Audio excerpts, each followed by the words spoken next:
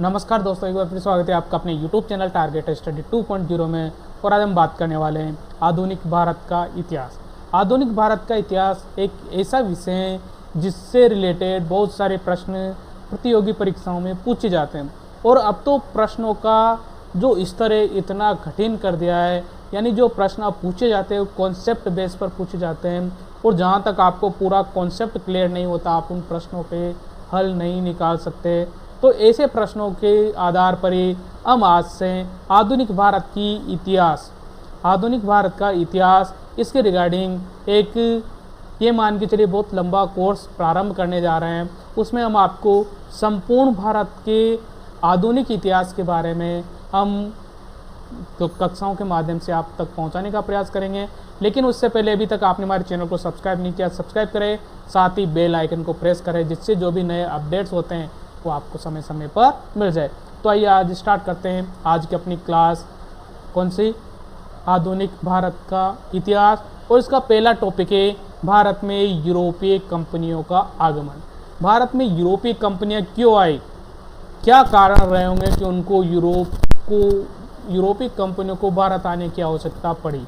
और हम पढ़ते हैं कि सबसे पहले भारत आने वाला यूरोपीय कौन था? वास्को डी गामा था, जो 1498 ईस्वी को कहाँ पर पहुँचा? भारत पहुँचा। लेकिन क्या इससे पहले यूरोप के देशों को भारत के विषय में ज्ञान नहीं था, या ये कहें कि क्या वास्को डी गामा ने ही भारत को खोजा? तो इसकी चर्चा करें तो उससे पहले हम प्राचीन करेंगे, यानी प्राचीन काल में चले। तो प्राचीन काल में भारत का एक स्थान है, कौन सा? लोथल। लोथल कहाँ पर? ये लोथल, ये यहाँ पर भारत का जो है गुजरात, इस क्षेत्र में लोथल की सभ्यता पाई जाती है। और वहाँ पर क्या अवशेष मिले? गोदीवाड़ा, जिसे क्या कहा जाता है? बंदरगाह कहा जाता है। यानी इस बंदरगाह के अवशेष यहाँ पर मिले, यानी बंदरगाह के माध्यम से वस्तुओं का आदान प्रदान अन्य देश के साथ होता होगा। ठीक है। दूसरी जो महत्वपूर्ण वस्तु मिली यहाँ पर वो मिली मिस्र और मेसोपोटामिया नामक देशों की मुद्रा मिली। तो इस मुद्रा के आधार पर कहा जा सकता है कि भारत का अन्य देशों के साथ जो व्यापार होता था वो प्राचीन काल में भी होता होगा। अब प्राचीन काल में व्यापार होता था तो किस प्रकार से होता था? क्या पैदल चल के होता था या जलीय मार्गों के द्वारा होता था? उसकी चर्चा करें तो व्यापार दो प्रकार से होता था। व्यापार कितने प्रकार से होता था? दो प्रकार से व्यापार होता था। एक तो स्थल मार्गों के द्वारा और एक जल मार्गों के द्वारा, यानी दोनों मार्गों के द्वारा भारत में प्राचीन काल में भी व्यापार होता था। स्थल मार्ग की बात करें तो ये भारत से पाकिस्तान, जो पाकिस्तान पहले उस समय जब पाकिस्तान था, पाकिस्तान नहीं था, वो भारत का ही हिस्सा था, बाद में पाकिस्तान बना दिया गया। तो यहाँ से अफगानिस्तान, ईरान, इराक, इधर से तुर्की होते हुए ये माल पहुँचता था यूरोपीय देशों के पास। यानी इतने लंबे मार्ग से होते हुए भारत की वस्तुएं यूरोपीय देशों में पहुँचती थी। ठीक है। दूसरा मार्ग था जल मार्ग, यानी इस क्षेत्र का जो माल था वह जलीय मार्गों द्वारा भी यूरोपीय देशों में पहुंचता था। लेकिन यूरोपीय देश कहाँ से आए? तो यूरोपीय देशों को ये माल पहुंचाने का काम करता था अरब देशों द्वारा। ये माल कहाँ से? भारत से लेकर के यूरोपीय देशों में पहुंचाया जाता था। ये माल वहाँ पर जाता था। अब कुछ समय बाद ऐसी परिस्थितियाँ बनी कि इस माल पर उनको पैसे अधिक खर्च करने पड़े, यानी महंगाई के कारण ये माल अत्यधिक महंगा हो गया। और दूसरे भी कारण थे। तो इस व्यापार के लिए यूरोपीय देशों को नए मार्गों की खोज करनी पड़ी। क्या कारण था कि वो नए खोज के लिए मार्ग खोजना चाहते थे? पहले बात करें तो ये भारत से ले जाते क्या थे? भारत में ऐसी कौन सी वस्तुएं उत्पादित होती थी जिनकी आवश्यकता यूरोपीय देशों की थी, तो भारत से ये मसाले ले जाते थे। क्योंकि इस क्षेत्र में मांस उत्पादन अधिक होता है, तो उसको अधिक समय तक बचाए रखने के लिए वो क्या करते थे, इन पे मसालों का लेप करते थे। और मसाले कहाँ से ले जाते थे, भारत से मसाले ले जाते थे, भारतीय देशों से मसाले ले जाते, तो इनकी आवश्यकता थी। अब इसी बीच में एक घटना घटित हुई, उस घटना के कारण इनके जो ये स्थलीय मार्ग और जल मार्ग का व्यापार था ये अवरुद्ध हो गया। क्यों अवरुद्ध हो गया, तो इसके 3 कारण थे। पहले तो भारत के समुद्री मार्गों की खोज क्यों की, इस पर चर्चा करें तो समुद्री मार्गों की खोज करने के पीछे 3 कारण थे। मुख्य कारण माने तो 3 कारण थे। पहला तो था कुस्तुनतुनिया, ये कुस्तुनतुनिया पर उस्मानियों का कब्जा। अब ये क्या था, इसको मैं अभी थोड़ी देर में आपको समझाऊंगा कि कुस्तुनतुनिया पर उस्मानियों का अधिकार हो गया। दूसरा कारण था, इस कारण से वस्तुएं क्या हो गई, महंगी हो गई। और तीसरा कारण था यूरोप में पुनर्जागरण। इन दोनों घटनाओं का संबंध इसी घटना से, यानी वस्तुएं महंगी क्यों हुई, ये भी इस कारण से हुई, और पुनर्जागरण का प्रारंभ क्यों हुआ, यूरोप में पुनर्जागरण क्यों हुआ, इसका संबंध भी इसी से। तो आइए देखते हैं कि ऐसी कौन सी घटना थी। तो वह घटना थी 1453 ईस्वी की। 1453 ईस्वी की घटना थी, और इस घटना का वर्णन हम करते हैं तो यूरोप देखिए, यूरोप, ये यूरोप के देश का इधर वाला हिस्सा है, ठीक है, और ये तुर्की जिसको हम टर्की भी कहते हैं उसका ये हिस्सा है। तो उस समय जो यूरोप था वहाँ पर रोम साम्राज्य था, रोमन साम्राज्य का अधिकार था। रोमन साम्राज्य का कालांतर में 2 भागों में विभाजन हो गया। यहाँ से रोमन साम्राज्य 2 भागों में बट गया। एक तो ये वाला जो कहलाया पश्चिमी रोम, क्या कहलाया, पश्चिमी रोम, और ये वाला हिस्सा जो कहलाया पूर्वी रोम, ये वाला पूर्वी रोम। पश्चिम रोम की राजधानी थी रोम, और जो पूर्वी रोम था उसकी राजधानी कुस्तुनतुनिया। यहाँ पर बेजंतिया साम्राज्य का विकास था। यहाँ पर किसका अधिकार था, बेजंतिया साम्राज्य का विकास था। ये वही कुस्तुनतुनिया है जहाँ से अरब देश के व्यापारी यूरोप में वस्तुओं का निर्यात करते थे, वस्तुओं को वहाँ पर पहुँचाने का कार्य करते थे। लेकिन चल रहा था, अच्छी तरह से काम चल रहा था, क्योंकि काला सागर और मरमरा सागर यहाँ पर बॉस्फोरस की संधि है, इस संधि को पार करके यहाँ पर व्यापार करते थे। इसके अलावा और अन्य जगह से यूरोप में प्रवेश करने का मार्ग नहीं था। अतः एक घटना घटित हुई, तुर्की में एक नए साम्राज्य का उदय हुआ। किस साम्राज्य का, उस्मानिया साम्राज्य का। तुर्की में किस साम्राज्य का विकास हुआ, उस्मानिया साम्राज्य का विकास हुआ। और ये उस्मानिया साम्राज्य ने क्या किया, उस्मानिया साम्राज्य धीरे धीरे विकास करता रहा, और कालांतर में कुछ समय बाद यानी 1453 ईस्वी को ये उस्मानियों ने यानी तुर्की के उस्मानियों ने किस पर अधिकार कर लिया, युद्ध करके कुस्तुनतुनिया पर अधिकार कर लिया। इन कुस्तुनतुनिया पर अधिकार करने के कारण अब व्यापार पर नियंत्रण हो गया पूर्णतः उस्मानियों का। यानी जो भी अरब देश के व्यापारी यूरोप कुस्तुनतुनिया से होकर निकलते थे, तो इन्होंने क्या लगा दी, वहाँ पर अधिक मात्रा में टैक्स लगा दिए, और उस टैक्स के कारण वस्तुओं का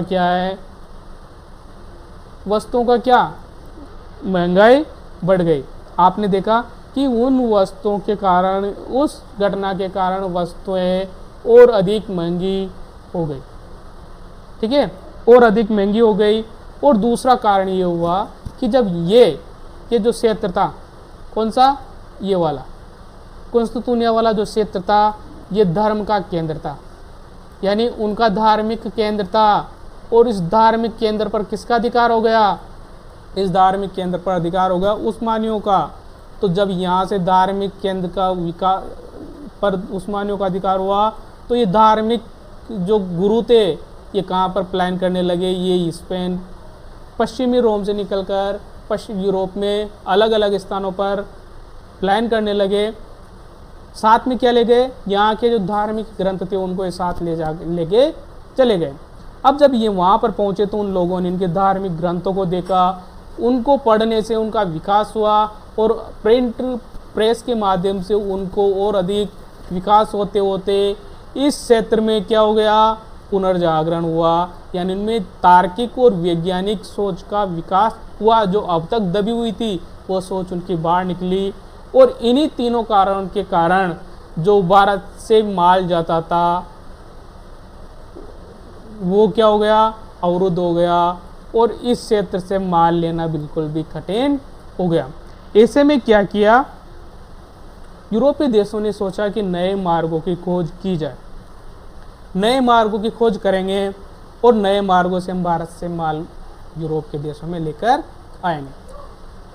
इसलिए पहला प्रयास किया गया कहाँ पर, पुर्तगाल का प्रिंस था, प्रिंस हेनरी, जिसको द नेविगेटर भी कहा जाता था।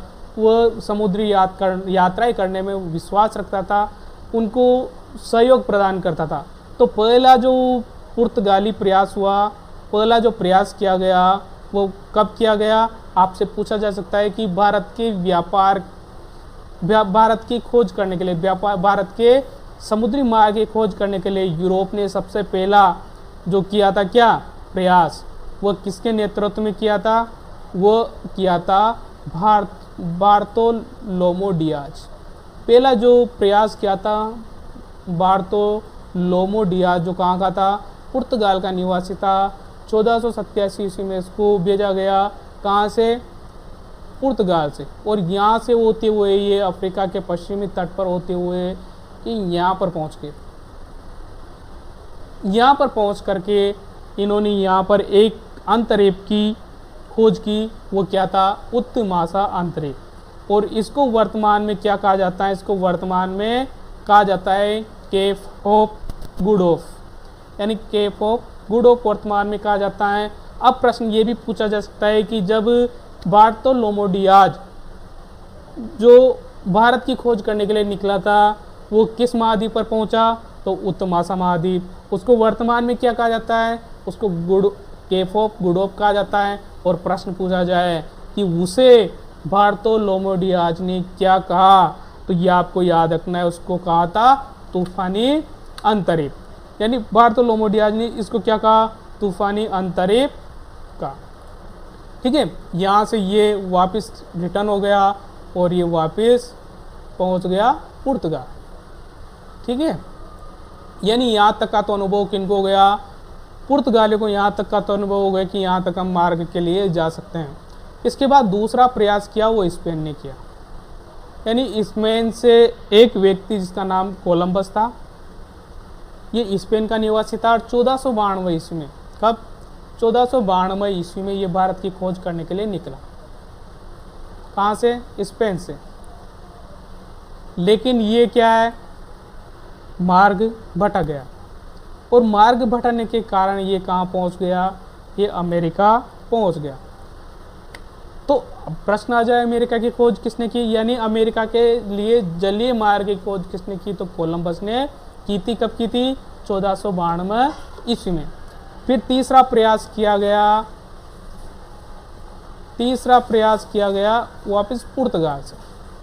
कहाँ से किया गया, पुर्तगाल से किया गया।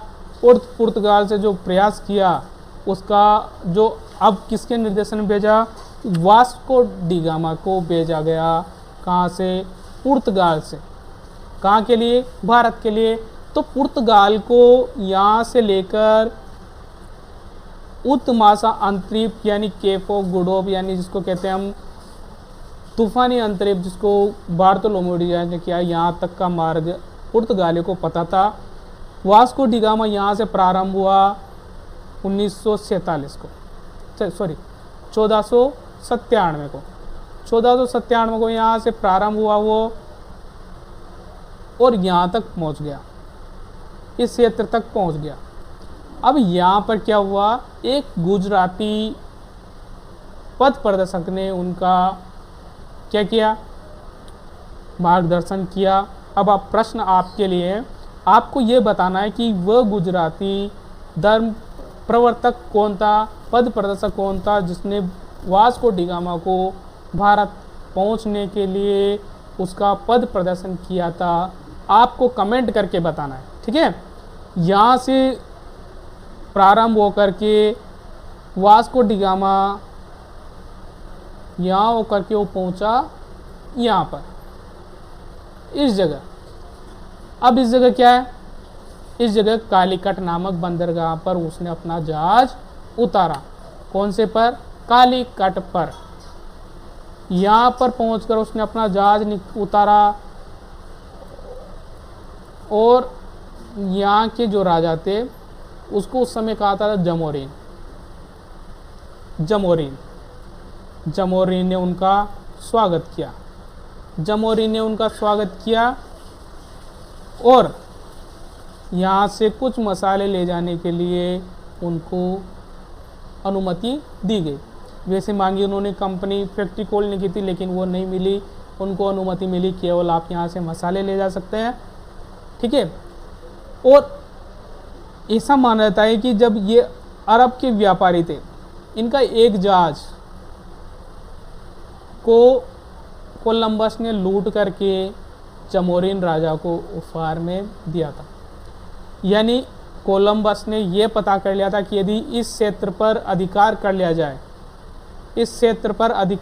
जाए, तो यहाँ पर इस पुर्तगाल के अलावा अन्य कंपनियां व्यापार नहीं कर सकेगी, और करेगी तो उनसे ये टैक्स वसूल सकेंगे, ठीक है। तो ये थी अपने यहाँ पर 3 प्रयास किए, जिसमें तीसरे प्रयास में हम भारत के लिए व्यापारिक मार्ग खोजने में सफल हुए, ठीक है। अब इसके बाद भारत में यूरोपीय कंपनियों ने अपनी अलग अलग कंपनियां यहाँ पर भेजी, यहाँ पर आधिपत्य स्थापित करने का प्रयास करा। तो ठीक है, आगे चलते हैं। यह था भारत में पुर्तगाली कंपनियों का आगमन। यहाँ से हम भारत में पुर्तगाली कंपनियों के आने का प्रारंभ हो चुका था। यानी सबसे पहले कौन आए, वास्को डी गामा आए। कब आए, 1498 ईस्वी को कालीकट नामक बंदरगाह पर आए, ठीक। कालीकट बंदरगाह कहाँ है, केरल में। इसके बाद दूसरा जो व्यक्ति आया वो पेट्रा अल्वारेज कैब्राल आए। कब आए, 1500 ईस्वी में भारत पहुँचे। कब पहुँचे, 1500 ईस्वी में भारत पहुँचे। ये 1500 ईस्वी में भारत पहुँच गए। कौन, पेट्रा अल्वारेज कैब्राल। ये 13 जहाज लेकर के भारत आए। यानी इनकी अब मानसिकता हो गई थी कि हमें भारत पर पूरी तरह से क्या करना है, अधिकार करना है, भारत पर आधिपत्य स्थापित करना है। इनके 2 मकसद थे। एक तो कि भारत का जो विदेशी जो कच्चा माल है उनको हम अपने यूरोपीय देशों में अलग अलग मार्गों द्वारा हम इसको यहाँ से यूरोप ले जाएं। दूसरा जो इनका मुख्य उद्देश्य था वो था कि जो ये हिंद महासागर है, इस हिंद महासागर पर क्या कर लिया जाए, कब्जा कर लिया जाए, अधिकार कर लिया जाए, इस पर अधिकार कर लिया जाए। तो जो पुर्तगाली थे वो भारत में दोहरी मानसिकता लेकर आए। यानी व्यापार तो करना चाहते थे वो, लेकिन साथ ही क्या करना चाहते थे, वह जो हिंद महासागर था उस पर अधिकार करना चाहते थे, ठीक है। इनके बाद दूसरी बार फिर से पुनः कौन आए, वास्को डी गामा आए। और ये कब आए, 1502 ईस्वी को फिर से भारत आए। और इस बार ये भारत पर पूर्णतः अधिकार स्थापित करने की मानसिकता लेकर आए थे। प्रथम बार जब वास्को डी गामा भारत आए थे तो इनको ये मान के चलिए कि यहाँ से जो ये मसाले ले गए थे उनको बेचने के बाद, सब खर्चे निकालने के बाद इनको 60 गुना लाभ प्राप्त हुआ। 60 गुना लाभ इनको इससे प्राप्त हुआ, ठीक है। अब क्या है कि इनके 2 उद्देश्य मैंने आपको बताया। एक तो इनका मुख्य उद्देश्य था व्यापार करना और दूसरा उद्देश्य था हिंद महासागर पर अपना कब्जा स्थापित करना, ठीक है। इनके बाद इन्होंने जब ये 1503 ईस्वी में, कब, 1503 ईस्वी में इन्होंने अपनी प्रथम फैक्ट्री की स्थापना की। कहाँ पर, कोचीन में। कोचीन में इन्होंने प्रथम व्यापारिक फैक्ट्री स्थापित की भारत में। अब प्रश्न पूछ लिया जाए कि यूरोपीय कंपनियों में जो पुर्तगाल सबसे पहले भारत आया है, उन्होंने अपनी पहली व्यापारिक फैक्ट्री की स्थापना कब की? तो 1503 ईस्वी में की थी। कहाँ पर की थी? कि इन्होंने कोचीन में की थी। नेक्स्ट प्रश्न की बात, नेक्स्ट की तरफ चले तो नेक्स्ट है प्रथम पुर्तगाली वायसराय को भारत भेजा गया। जब इन्होंने व्यापारिक फैक्ट्री स्थापित कर दी 1503 में, तो 1505 में एक फ्रांसिस्को डी अल्मीडा नामक पुर्तगाली वायसराय को भारत भेजा गया। ये भारत में 1505 से 1509 ईस्वी तक रहे और इन्होंने क्या क्या किया? इन्होंने आते पहले तो सबसे पहले तो इनकी जो नीति थी वो क्या थी? शांत जल नीति। प्रश्न पूछ लिया जाता है कि फ्रांसिस्को डी अल्मीडा ने फ्रांसिस्को डी अल्मीडा की जो नीति थी वो कौन सी थी? तो शांत जल की नीति। इसी से रिगार्डिंग प्रश्न और पूछ लिया जाता है कि blue water policy, blue water policy किसकी है? तो ब्लू वाटर पॉलिसी भी फ्रांसिस्को डी अल्मीडा की ही है, क्योंकि शांत जल की नीति को क्या कहा गया? ब्लू वाटर पॉलिसी कहा गया। ठीक है। दूसरी व्यापारिक फैक्ट्री की स्थापना की इन्होंने कहाँ पर? 1505 ईस्वी में की और इन्होंने की कन्नौर पर, यानी कन्नौर में इन्होंने दूसरी व्यापारिक फैक्ट्री की स्थापना की। दूसरी व्यापारिक फैक्ट्री की स्थापना कन्नौर में 1505 ईस्वी में की और पहली फैक्ट्री की जो स्थापना की गई थी वो आप फटाफट से कमेंट करके बताइए वो कब की गई थी और कहाँ पर की गई थी? तो वो की गई थी 1503 ईस्वी में कोचीन में की गई थी। ठीक है, कोचीन में की गई थी। ये था प्रथम पुर्तगाली वायसराय फ्रांसिस्को डी अल्मीडा। यही जानकारी इसके रिगार्डिंग एग्जाम में पूछी जाती है। एग्जाम में केवल यही पूछा जाता है कि शांत जल की नीति किसकी थी? फ्रांसिस्को डी अल्मीडा की थी और इसे क्या कहा गया? इसे ब्लू वाटर पॉलिसी कहा जाता है। दूसरी व्यापारिक फैक्ट्री की स्थापना किसने की? फ्रांसिस्को डी अल्मीडा ने की थी 1505 ईस्वी में। इससे पहले प्रथम फैक्ट्री की स्थापना कब की? तो प्रथम फैक्ट्री 1503 ईस्वी को कोचीन में की थी। ठीक है। इनकी प्रमुख युद्धों की बात करें तो आते पहले इन्होंने क्या किया? इस क्षेत्र पर अधिकार स्थापित करना प्रारंभ कर दिया। किस पर? इस क्षेत्र पर। अब अधिकार करने के लिए इनके जो प्रयास किए गए, क्योंकि ये क्या एक तो सुसज्जित नौसेना के साथ व्यापार करने आए थे। ठीक है, सुसज्जित नौसेना के साथ व्यापार करने के आए थे। और जब वास्को डी गामा प्रथम बार भारत आया था तो उसने ये देख लिया था कि जो यहाँ के जो स्थानीय व्यापारी है केवल ये व्यापार करने के हिसाब से आते हैं, इनके साथ अच्छे हथियार नहीं होते और ये समुद्री मार्गों से आते हैं, तो सबसे पहले इन्हीं पर नियंत्रण करना चाहिए। तो जब इसका वर्चस्व बढ़ने लगा, किनका? पुर्तगाल का। पुर्तगाली जो कंपनी पूछा जाए, पुर्तगाली कंपनी की पूछ ली जाए तो पुर्तगाली कंपनी का नाम क्या था? जैसे ब्रिटेन की ईस्ट इंडिया कंपनी थी, लास्ट तक ईस्ट इंडिया कंपनी बन चुकी थी, तो पुर्तगाल की कंपनी का नाम क्या था? तो आपसे प्रश्न पूछ लिया जाए तो ब्रिटेन की जो व्यापार कंपनी थी उसका नाम था Estado da India. Estado da India. और इसकी स्थापना के बारे में पूछ लिया जाए तो जिस वर्ष वास्को डी गामा भारत आया था 1498 ईस्वी को, इसी वर्ष इस कंपनी की स्थापना की गई थी। 1498 में ही एक कंपनी का गठन किया गया और वह थी एस्तादो द इंडिया कंपनी। ठीक है, एस्तादो द इंडिया कंपनी। और इसके बाद पूछ लिया जाए दूसरी कंपनी कौन थी? यानी यूरोपीय देशों की जो दूसरी कंपनी भारत आए, दूसरे देशों की कंपनी आए, वो थी Britain east India company. East India company. ठीक है। अब प्रश्न यहाँ से ये भी बनता है कि प्रथम पुर्तगाली आए, फिर कौन आए? डच आए। कौन आए? डच आए। फिर हमने यहाँ पर क्यों कहा कि ईस्ट इंडिया कंपनी पुर्तगालियों के बाद आए? तो ब्रिटेन ने आते 1600 ईस्वी में कंपनी की स्थापना गठन कर दिया, लेकिन डच जब 1597 में ईस्वी में आए, 1596 ईस्वी में डच आए तो इन्होंने आते कंपनी का गठन न करके इन्होंने कंपनी का गठन किया 1602 में, 1602 में। ठीक है, तो ये 1498 में उन्होंने पुर्तगालियों ने किया, ब्रिटेन ने 1600 में की, और डच ने जो कंपनी की गठन किया वो कब किया गया, 1602 ईस्वी में किया गया। ठीक है, तो आते पहले इनका जब इस प्रकार की घटनाएं हुई, इन्होंने व्यापार पर आधिपत्य स्थापित करने का पूरा प्रयास किया, तो 3 राज्यों ने, एक तो था ये मिस्र, एक था तुर्की, क्योंकि तुर्की तो वैसे तुर्की से बसते बसते तो ये पहले आए थे, और एक था अपना जो गुजरात। यहाँ के राजाओं की एक संयुक्त सेना थी, नौसेना। इसके साथ किनका युद्ध हुआ, अल्मीड़ा की सेना का युद्ध हुआ। कब हुआ, 1508 ईस्वी में। कहाँ पर, चोल के समय 1508 ईस्वी में युद्ध हुआ।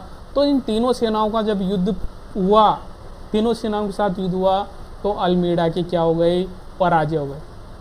अल्मीड़ा की क्या हो गई, पराजय हो गई, और अल्मीड़ा को वहाँ से पलायन करना पड़ा, यानी अपने पैर पीछे की ओर लेने पड़े। लेकिन 1 साल के बाद तुरंत अल्मीड़ा ने दूसरा युद्ध किया इन्हीं सेनाओं के साथ। कब, 1509 ईस्वी में। 1509 ईस्वी में इन्होंने युद्ध किया, इन्हीं 3 सेनाओं टर्की, गुजरात और मिस्र के साथ युद्ध किया, और इस बार फ्रांसिस्को डी अल्मीड़ा की विजय हुई, और इस क्षेत्र पर यह अधिकार जमाने में कायम हो गया। अब भारत के साथ इस क्षेत्र तक पुर्तगालियों का अधिकार हो गया। आगे बात करें तो दूसरा जो दूसरा जो पुर्तगाली वायसराय था वो आया अल्फासो द अल्बुकर्क 1509 ईस्वी में, यानी अल्मीड़ा के बाद 1509 ईस्वी में आया, और ये 1515 तक भारत में रहा। 1515 तक भारत में रहा। ठीक है, इन्होंने आते क्या किया, एक तो ये वास्तविक संस्थापक कहा जाता है। यदि आपसे प्रश्न पूछा जाए कि पुर्तगाली साम्राज्य था, उसका वास्तविक संस्थापक किसे माना जाता है, तो वही व्यक्ति था अल्फासो द अल्बुकर्क।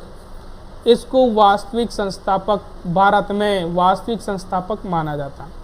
ठीक है, इसने कोचीन को अपना मुख्यालय बनाया, कोचीन को अपना मुख्यालय बनाया, क्योंकि कोचीन में क्या है, इन्होंने अपनी फैक्ट्री स्थापित कर दी थी। यहाँ पर इन्होंने अपना मुख्यालय बनाया।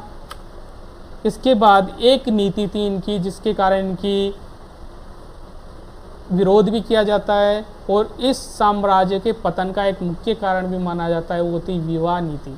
इसने आते ही ये प्रयास किया कि भारत के स्त्रियों के साथ क्या किया जाए, विवाह किया जाए, और विवाह करने से यहाँ पर अपना आधिपत्य स्थापित होगा, अपने साम्राज्य का यहाँ पर विकास हो जाएगा। क्योंकि कहीं ना कहीं इनके मन में यह था कि जो तुर्की उस्मानियों ने जब अधिकार कर लिया इनके धार्मिक केंद्र पर, तो अपने धर्म को फिर से स्थापित करने के लिए इन्होंने भारत के इस क्षेत्र को चुना, और यहाँ पर इन्होंने विवाह करने की नीति अपनाए, यानी यहाँ की जो महिलाएं उनसे विवाह कर लिया जाए, ताकि ये लोग अपने से संतुष्ट हो जाए और अपनी वस्तुओं का भी बहिष्कार न कर पाए। इसीलिए अल्फासो द अल्बुकर्क ने एक सती प्रथा पर रोक लगाई, क्योंकि जो भी विधवाएं होती वो सतिया होती थी यहाँ पर इस क्षेत्र में। तो ये क्या कर लिया जाए कि इन विधवाओं से हम विवाह कर लें, जिससे अपना भी साम्राज्य का विकास यहाँ पर हो जाए। यहीं पर जाकर के इनका विरोध भी होता है कि इन्होंने भारत के धार्मिक मामलों पर, धार्मिक रीति रिवाजों पर इन्होंने बदलने का प्रयास किया, उन पर इनको नष्ट करने का प्रयास किया। इस कारण से भी इनका क्या हुआ, पतन हुआ, ये भी कहा जाता है। तो सती प्रथा पर रोक लगाया इन्होंने 1515 ईस्वी पे। इनकी महत्वपूर्ण विजय है। तो 1510 ईस्वी में इन्होंने एक गोवा क्षेत्र है, इस गोवा पर इन्होंने क्या कर लिया, अधिकार कर लिया। कब, 1510 में। 1510 में इन्होंने गोवा पर अधिकार कर लिया। किसने, अल्फासो द अल्बुकुर्क ने गोवा को जीता। इसके बाद 1517 को इन्होंने मलक्का को भी जीत लिया। कब? 1511 ईस्वी में इसने मलक्का को भी जीत लिया। यानी मलक्का को कब जीता? 1511 में। गोवा को कब जीता? 1510 में। और तीसरा जो है वो कोचीन को भी इन्होंने क्या कर लिया? अच्छा, ये कि कोचीन प्रथम फैक्ट्री, दूसरी कन्नौर, तीसरी मलक्का में स्थापित हो गई। और 1515 में होर्मुज इटली में माना जाता है। यहाँ पर होर्मुज है, इस पर भी इन्होंने अधिकार कर लिया। ठीक है। 1515 ईस्वी में सेंट जेवियर चर्च की स्थापना की। प्रश्न पूछा जाता है सेंट जेवियर चर्च की स्थापना किसने की? तो फ्रांस अल्फासो द अल्बुकुर्क ने की। कहाँ पर की? गोवा में की। और एक गोवा का प्रथम चर्च था जिसकी स्थापना अल्फासो द अल्बुकुर्क ने की 1515 ईस्वी में। अब प्रश्न ये पूछ लिया जाता है कि सेंट जेवियर किसके समय में भारत आए थे? सेंट जेवियर किसके समय में भारत आए थे? तो मार्टिन डिसूजा के समय, जब ये वाइसराय बनकर वाइसराय थे, उस समय सेंट जेवियर कहाँ पर आए थे? भारत आए थे। आपको ध्यान रखना है कि मार्टिन डिसूजा के समय ये भारत आए, लेकिन इनके नाम पर चर्च कब बना? 1515 में। जो किसने बनाया? अल्फासो द अल्बुकुर्क ने बनाया। लेकिन इस समय ये भारत नहीं आए थे। भारत आए थे जब मार्टिन डिसूजा यहाँ के कौन बने थे? यहाँ के वाइसराय बनकर आए थे। इनके समय में सेंट जेवियर भारत आए थे। ठीक है। अब नेक्स्ट बात करते हैं। तो नए पुर्तगाली, अल्बुकुर्क के बाद नए पुर्तगाली के रूप में भारत आए नूनो डी कुन्हा ये भारत आ गए 1529 में, और 1538 तक भारत में रहे। इन्होंने आते सबसे पहले 1530 में क्या किया? गोवा को मुख्यालय बनाया। इस गोवा को अपना मुख्यालय बनाया।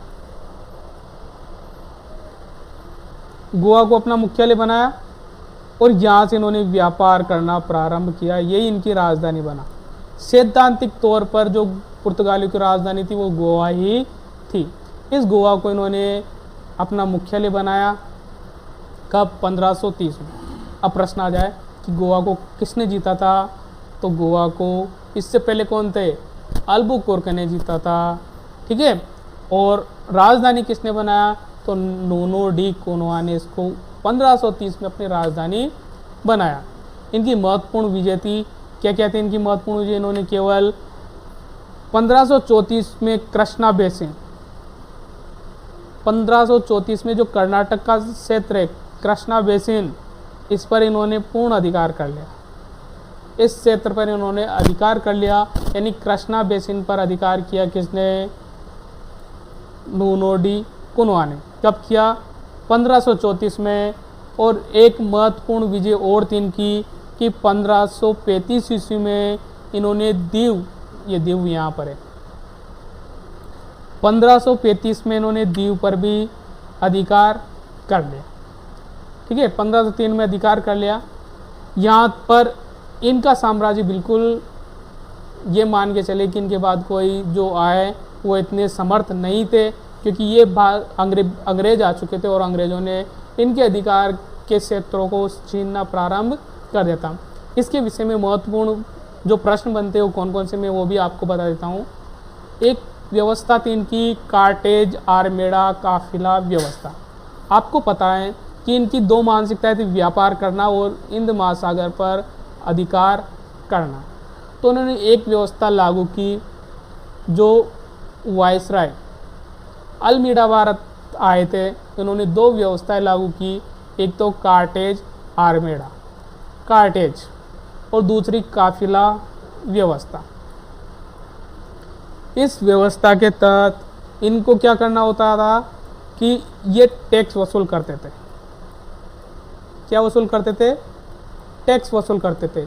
यानी इन्होंने कहा कि यदि आपको हिंद महासागर से होते हुए व्यापार करना है तो टैक्स दे करके आपको एक पास लेना होगा। क्या लेना होगा? पास लेना होगा। और ये पास लेने के बाद ही आपको हिंद महासागर से अपना व्यापार करना होगा। कोई सी भी कंपनी हो, चाहे भारत की हो या ब्रिटेन की हो या फिर कोई से भी देश की हो, उसको क्या कर लेना होगा? पास लेना होगा। और उस पास के कारण ही वो कंपनी इस जो हिंद महासागर था उसमें ये व्यापार कर पाएगी। ठीक है? क्यों? क्योंकि यहाँ पर कौन थे? डाकू। और डाकू क्या करेंगे? जहाज को लूट लेंगे। डाकू जहाज को लूट लेंगे। और डाकू कौन थे? डाकू इन्हीं के थे। ये क्या करते थे? जहाज़ों को लूट लेते थे। और ये वहाँ से सुविधापूर्वक अपनी यात्राएं पूरी करें। इनको क्या लेना पड़ेगा? कार्टेज। यदि डाकुओं को कार्टेज दिखा दिया जाए, इनका पास दिखा दिया जाए, तो उसको ये लूटते नहीं थे। यानी कुल मिलाकर ये डाकू थे। इस व्यवस्था के तहत जो दिल्ली के सुल्तान हैं उनको भी, अकबर को भी क्या लेना पड़ता था? पास लेना पड़ता। उनसे पैसे नहीं लेते थे, लेकिन उनको भी लेना पड़ता था ताकि ये बता सके कि जब यहाँ के जो ये शासक है वही पास लेकर निकलते, दूसरों को क्यों नहीं लेना पड़ा? यानी इनको पास लेना पड़ता था। ठीक है? तो यहाँ से बात करें, ये तो हो गई कार्टेज व्यवस्था, यानी कार्टेज लेना पड़ता था। दूसरी व्यवस्था की बात करें तो दूसरी व्यवस्था है काफिला व्यवस्था। और यदि ज़्यादा आवश्यक समझी जाए तो ये एक काफिला भी देते थे उनको। काफिला यानी सेना, ये उनके साथ उनके चारों तरफ ये अपने जहाज चलाते थे ताकि वह सुरक्षित जलमार्ग से अपने गंतव्य तक पहुंच जाए। तो ये दो व्यवस्था इन्होंने लागू की अरमेड़ा ने। ठीक है? इसके बाद ईसाई धर्म न्यायालय की स्थापना इन्होंने भारत में की। तीसरी बात करें तो भारत व जापान के बीच जो व्यापार प्रारंभ हुआ उसको प्रारंभ करने का श्रेय इन्हीं को जाता है, यानी पुर्तगालियों को ही जाता है। और पुर्तगालियों ने भारत को प्रेस का विकास, यानी प्रेस के से संबंधित प्रेस के बारे में भी इन्हीं ने भारत को बताया। यानी भारत में प्रेस को लाने का श्रेय भी पुर्तगालियों को। तीसरी वस्तु देखें तो ये आलू से भी परिचय इन्होंने कराया। ये नहीं कि ये अपने देशों से लाए थे, ये अलग अलग देशों से भारत में इनको लाए थे। आलू हुआ, गन्ना हुआ, इधर से मिर्ची हुई, लाल मिर्च। काली मिर्च तो ये यहाँ से ले ही जाते थे, लेकिन लाल मिर्च से इन्होंने भारत को परिचित कराया था। केला हुआ, पपीता हुआ, इन सब वस्तुओं से इन्होंने भारत को परिचित कराया था। ठीक है? तो ये थी आज की क्लास। आपको क्लास कैसी लगी हमें कमेंट करके ज़रूर बताएं। और अभी तक आपने हमारे चैनल को सब्सक्राइब नहीं किया, सब्सक्राइब करें, बेल आइकन को प्रेस करें, साथ ही लाइक को प्रेस करें, इससे हमारा उत्साहवर्धन हो और हम आने वाले समय में और अच्छी क्लास को लेकर आप तक पहुँचे। तब तक ले थैंक यू, धन्यवाद।